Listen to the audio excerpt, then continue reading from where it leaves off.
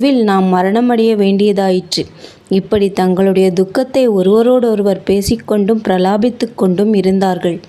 இதையெல்லாம் கேட்ட சம்பாதி, என்ன, என் அருமை தம்பி ஜடாயு இறந்தானா என்று விஷயத்தை சரியாக தெரிந்து கொள்ள ஆசைப்பட்டான்.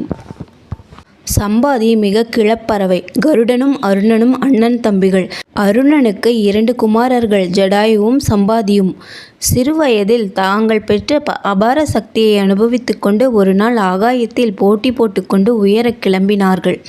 சூரியனை நெருங்க நெருங்க வர வர வெப்பம் அதிகரித்து ஜடாயுவை கொளுத்துவிடும் போல் இருந்தது. சம்பாதி தன் சிறகுகளை விரித்து ஜடாயுவை காப்பாற்றினான். இதனால் ஜடாயு பிழைத்தான்.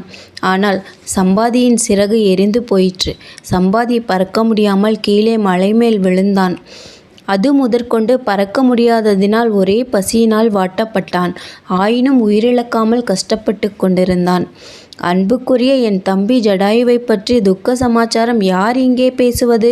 வானரர்களே, ஜடாயு இறந்தானா? சக்கரவர்த்தி தசரதனுடைய குமாரன் ராமன் ஏன் காட்டுக்கு போனான்? எப்படி மனைவியை இழந்தான்? ஜடாயு ராவணனால் கொல்லப்பட்டானா?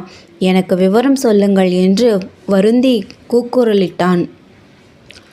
வானரர்கள் பிராணனை நீப்பதற்கு உபவாசம் இருக்கவும் அந்த வானர பிணங்களை கஷ்டமில்லாமல் உணவாக அடைவேன் என்று சிறகுகளை இழந்த கிழக்கழுகு ஆசைப்படவும் ஆரம்பித்த இந்த நிகழ்ச்சியானது முடிவில் வேறு விதமாக வடிவம் எடுத்தது.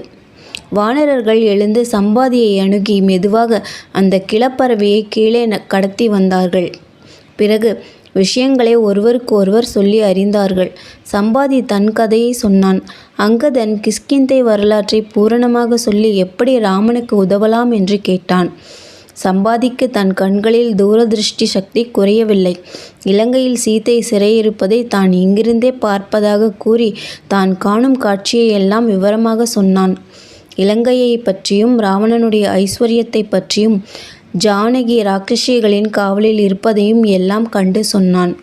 வானரர்களுக்கு உற்சாகம் உண்டாகி, சீத்தையை பற்றி அறிந்துவிட்டோம், இனி நமக்கு பிராண பயம் இல்லை, ராமகாரியம் வெற்றி பெறும் என்று மகிழ்ச்சி பரவசமாக துள்ளி குதித்தார்கள். சம்பாதிக்கு ஏற்பட்ட கஷ்டமும் நீங்கிற்று. ராமகாரியத்தில் நீ உதவுவாய். அப்படி உதவிய போது உன் சிறகுகள் மறுபடியும் முளைக்கும் என்று அவன் பெற்ற வரம் அப்போது பலிக்கலாயிற்று. பேச்சு நடக்கும்போதே இளஞ்சிறகுகள் அதன் உடலில் முளைக்க ஆரம்பித்து சம்பாதி மிக அழகுடன் பிரகாசித்தான். சிறகுகளை மறுபடியும் அடைந்த சம்பாதி ஜடாயுவுக்கு சமுத்திரத்தில் ஜலக்கிரியையும் செய்து திருப்தி அடைந்தான். நன்றி. மீண்டும் அடுத்த அத்தியாயத்தில் சந்திப்போம்.